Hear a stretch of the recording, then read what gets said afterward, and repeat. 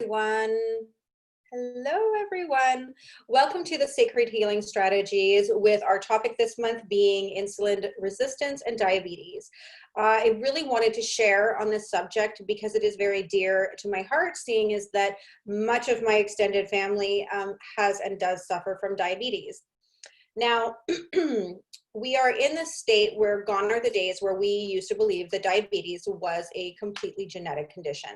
Unfortunately, right now, what we're seeing is that diabetes used to be or was a, what do we want to call it? A genetic predisposition to the condition with a lifestyle of habitual practices that were also shared from parents and family members that led to the condition itself. So what does that mean? Shall we break that down? Okay, so it was proven with a big study with the agouti mouse. If you actually were to go and find the agouti mouse, you can find pictures of it online on Google. It is considered a big fat mouse. It is one of the preferred mice that are tested for cancer research and for diabetic research, tumor research. And the reason that this mouse is actually tested for these conditions or used for tests for these conditions is because, and not that there's anything right with that, I'm just going to share why. Is because of the fact that it has a predisposition genetically to acquire easily cancers and diabetes and any of those other chronic conditions that we now know are in epidemic proportions.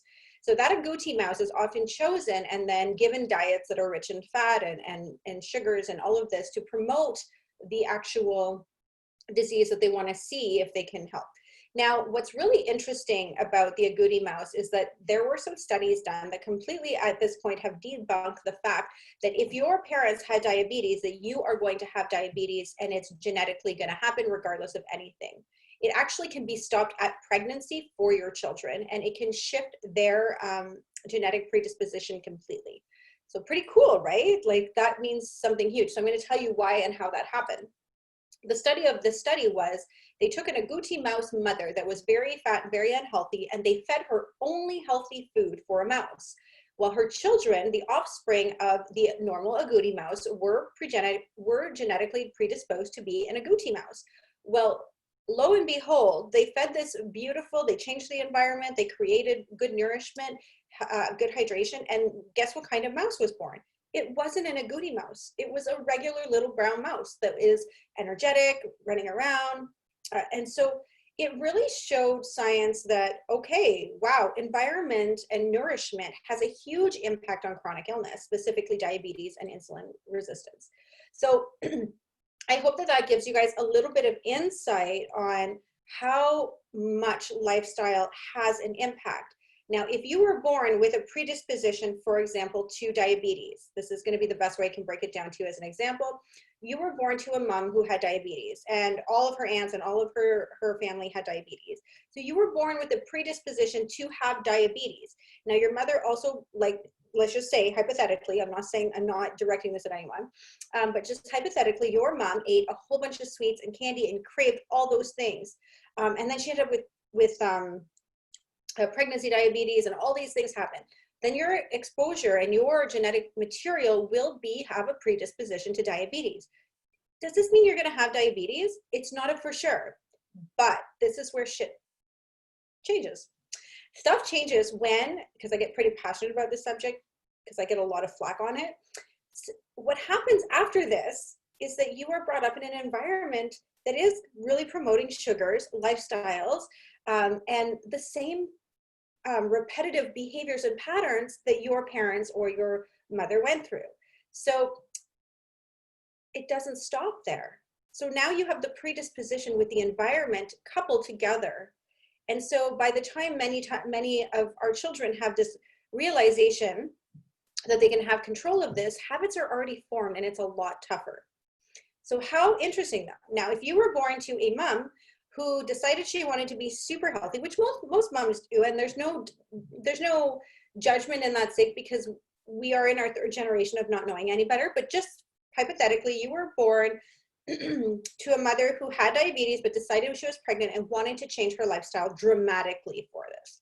And so you may or may not be born with that predisposition. Not only that, maybe those habits maintained, and maybe she really wanted you to eat certain foods, and she reduced sugars, and she made sure your environment was really, really full of nourishment, really, really supportive to hormones, specifically the stress hormone. So imagine if that was your environment growing up. Do you really think that you would have diabetes? Probably not. And diabetes is right now in epidemic proportions, because the thing about diabetes is many things that we eat, even though they are not sugar-based, they actually sometimes can convert, like pasta, for example, grains, certain grains, can convert to sugar. White potatoes convert to sugar in your belly and or in your intestines, and also causing an elevated spike in insulin. So that's a lot of information for some people to take in. So kind of just sit with that for a minute, pause the video if you need to, but we're going to keep moving forward now. So the thing about insulin resistance and diabetes is that we have so much empowerment over what we can do to help it and manage it and possibly shift out of it. Yes, that's a thing. It's possible. There are multiple raw vegan people who have shifted out of diabetes very quickly. Now, obviously, this is not going to be a program like food seems to be, because of our habits and how we shop at the grocery store. Food is something that is extremely, extremely hard to shift out of. And plus it comes with a whole bunch of addictions to sugars and diet pops and aspartames and whatnot. I'm going to talk a little bit though about what we can do now to support a good healthy shift, and some nutritional advice that can help you maybe start your journey by bringing one or two of these things in at a time, and over time maybe bringing them all in. So really understanding that both child onset and adult onset of diabetes are conditions by too high a blood sugar. Okay, so right now we know this is something that is affected by sugar and by our production of sugar, or our metabolism of sugar. So the thing with what we're seeing today is, like, we have these high onsets of child onset diabetes, right? And they're actually starting to think that some of it may be cross reaction between the protein in milk and beef and the protein in the pancreas, which is another reason why plant-based eating has such a huge impact on diabetes. Now, am I saying you have to become plant-based? No, I know some of you guys are like, that's never gonna happen. I'm still gonna give you some tips to shift and to make some major changes that will probably be in your comfort zones. So just keep listening. Now, what we're going to dive into is learning about our hormones a little bit. Sorry, I was just looking at my notes. So one of the most important things to understand is the pancreas is the kind of insulin, and your pancreas is on your left side. Nope, right side. Sorry, your right side is opposite to what you guys are looking at. But it's also part of a much bigger system, our endocrine system. Now, what is part of the endocrine system? So amazingly, you can just Google this and look at a picture of the endocrine system, and it will show you that all the hormones that we have in our body and our endocrine system that is linked to our thyroid, our pituitary in our head, our adrenal glands, and then again, of course, our female or male hormones. So this is a system. Okay, the adrenals have a huge impact on insulin resistance and diabetes, as do our kidney function, which is why we always have to be careful when we're on medications such as metformin to maintain proper kidney function. Okay, liver is another huge, the liver is another huge component of understanding diabetes. The liver is a detoxification organ, but it can be tested. So it's kind of really neat to know that diabetes can actually be monitored in some ways. If you were to look at someone with diabetes, oftentimes a lot of their tests, like their blood test results, their liver test enzymes, a lot of things are kind of out of whack. They're not in this perfect, these ranges that they want them in. And it's interesting because sometimes focusing on one will pour out positivity and better function into the other. So we need to really focus on a few things when we're focusing on attempting to support our diabetes in a natural way, which is really focusing on liver detoxification. You do liver massages with certain essential oils, such as endocrine oil from doTERRA. I mean, I am a rep from doTERRA, I'm not gonna lie, I support those oils. I have seen things happen with those oils, specifically the ones I'm sharing today that are just miracle stories. So what I want to talk a little bit about again is, so you could do liver massages with specific essential oils that support essential oils. Milk thistle is another wonderful, wonderful supportive detoxification supplement for the liver, so long as you don't take too much. Again, always in moderation. And then really focusing on dealing with all forms of glucose. That's the other thing we're going to kind of really dive into. Now, a lot of these come with nutritional deficiencies often. So what that means is that your nutrients, which make your organs run properly and optimally, were depleted in them. So those organs are not able to run optimally.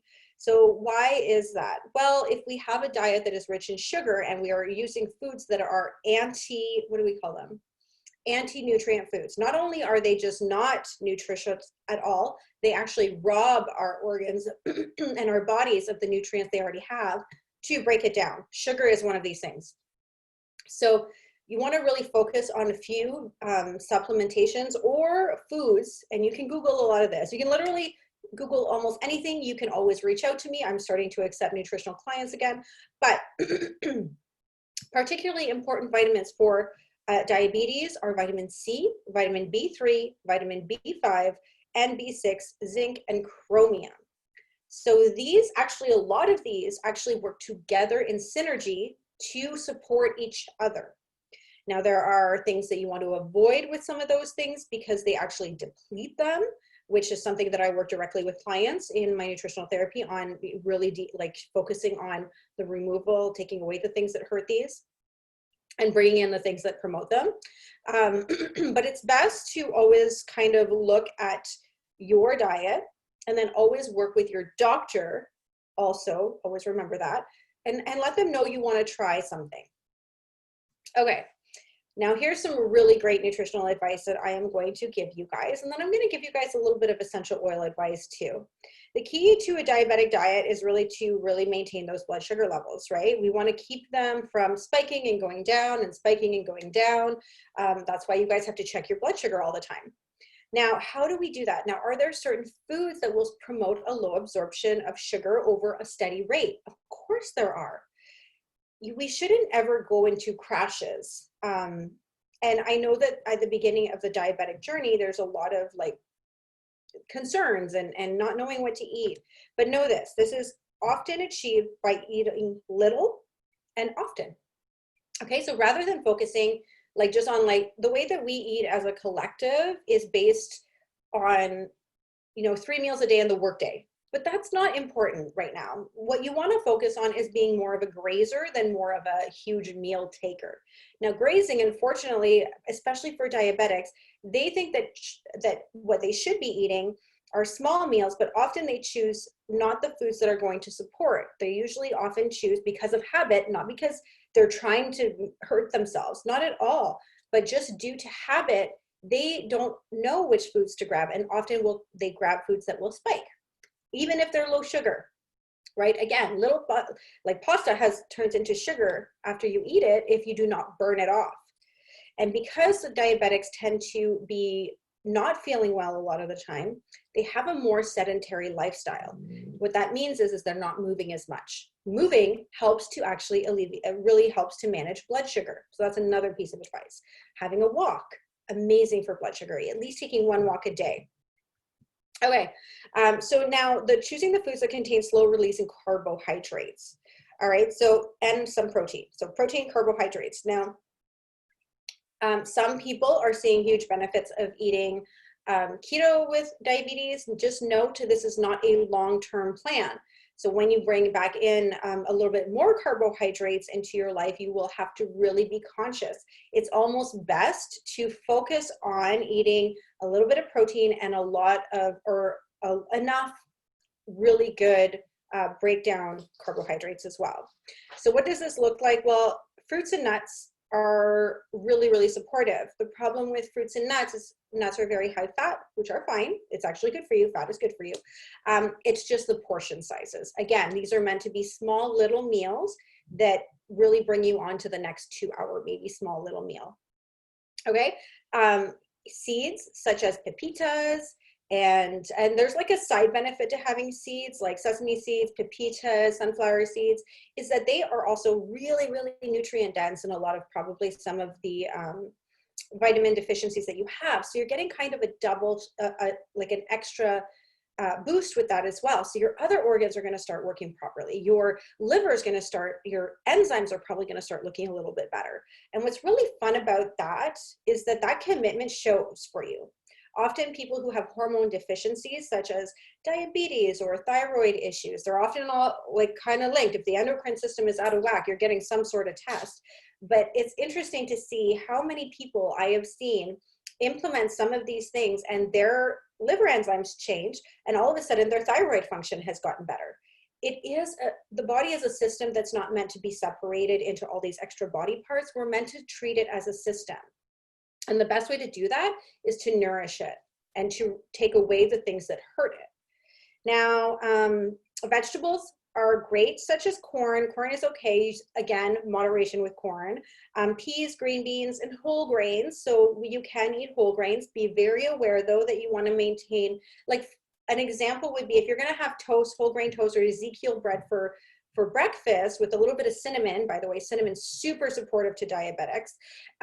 You are going to notice that you probably don't want to have pasta for dinner, right? Really be focused on when you're consuming your grains, how much of it you're consuming, what you're combining your grains with, again, is going to be super important. Okay, and then beans and lentils, they actually contain slow releasing carbohydrates and protein too. All right, so now you want to avoid all sugars. Obviously, this is something that's probably been ingrained in your head, and I get very frustrated when I hear the diabetic nurses, no offense, I'm in healthcare too, right? Like when I hear, please, oh, yeah, just make sure you're drinking your, Coke Zero or your aspartame filled. I'm sorry, that's like a whole neurological shitstorm of chemicals. So no, chemicals are bad, regardless of if they help with your insulin. This is not even up for discussion with me. If you're gonna band-aid yourself with like pop all day, that's like gonna just affect your brain with dementia later or Alzheimer's, it's not worth having one problem, like trying to fix one problem and creating another. That to me is just detrimental. So I get very frustrated in this topic, as you can tell. And I hear it all the time. I mean, I work in healthcare. I hear these kinds of things and I'm just blown away. Especially with all the very, very clear studies that show how bad these things are. Now, you also want to be avoiding fruit juices. Those are very highly concentrated. You want to be avoided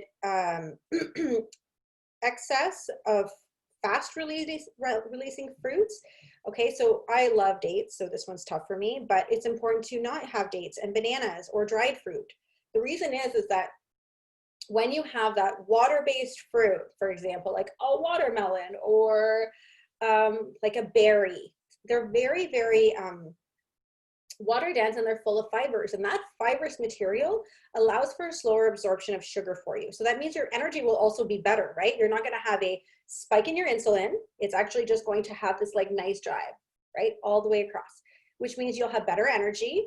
You'll also feel better. And then you won't have these spikes and crashes, which I know the crashes are really bad. And also avoiding like a lot of adrenal stimulants, because the adrenal, specifically the adrenal glands, have such an impact on diabetes. Using things like teas and coffee, alcohol, cigarettes, and salt are all really impactful. Does it mean you can't have any? No, but I know people who have diabetes who drink like 5 cups of coffee a day. It's really hard on the system. Do I think you can't have a cup of coffee when you wake up? Of course you can.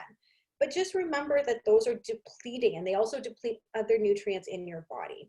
So that is it for nutritional advice. I kind of bombarded it. That video is going to be a little bit longer than our normal videos because it is a subject that needs to be addressed in our collective. So the next thing I want to really share is there are certain things that we can eat, such as cinnamon, using a certain essential oils that are super supportive, like On Guard. The reason I want to share those is because they give you the feeling that you are doing something, and we are in a time where we feel like we have to have medication for something. It helps to promote the habit of supporting our bodies the same way that we were before. Now, Am I telling you to get off your medication for diabetes? Of course not. It's there because you're already sick.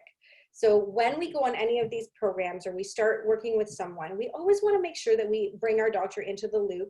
And no doctor that is worth having, like, let's just say this, I'm going to say this as nicely as I can, but there is no doctor that should tell you not to go on a health journey. So long as you do it safely and you do it in a way that is not going to harm your body, restrict your body. Always think of it as nourishment, removing what's bad. That is so important, but it's important to have an open dialogue with our doctors. Okay, now saying that, let's talk a little bit about how we can use essential oils to support our hormone system, specifically in the areas of diabetes. So cinnamon essential oil or On Guard essential oil are extremely supportive for this condition. Now, the reason that I say supportive is obviously sprinkling a little bit of essential oils on yourself and not changing lifestyle is not going to change your diabetes. Okay, so I'm not saying it's going to heal it. Just, take that whole part of it out of that. What I'm saying though is that supporting expediting processes, using plant medicine is extremely beneficial. Okay, so how do we use it? So using Endocrine essential oil on our right liver area, and I know it's the opposite of what you're looking, but on your right liver area is going to be extremely beneficial. We just dilute it with a little bit of coconut oil and rub it in. Now, our next essential oil that I like to talk about is actually cinnamon, and I think that cinnamon or On Guard, the thing about On Guard that's kind of nice is that it has cinnamon in it, and it also is super supportive because it has clove and a couple of other essential oils like eucalyptus, wild orange, and is super immunity boosting. So it helps support the immune system or proper immune function, which right now with everything that's dealing in the world, it's a great oil to have on hand, but you can also, on the flip side, use it. So what would I recommend doing with it? Putting just about 2 drops daily on at least 2 drops. So 1 drop in the morning, 1 drop at night, or 2 drops in the morning, 2 drops at night. Putting it in a little bit of coconut oil or olive oil, whatever you have on hand as a carrier oil, and rubbing it along the kidney area, which is actually just around the lower part of your rib cage, just underneath there.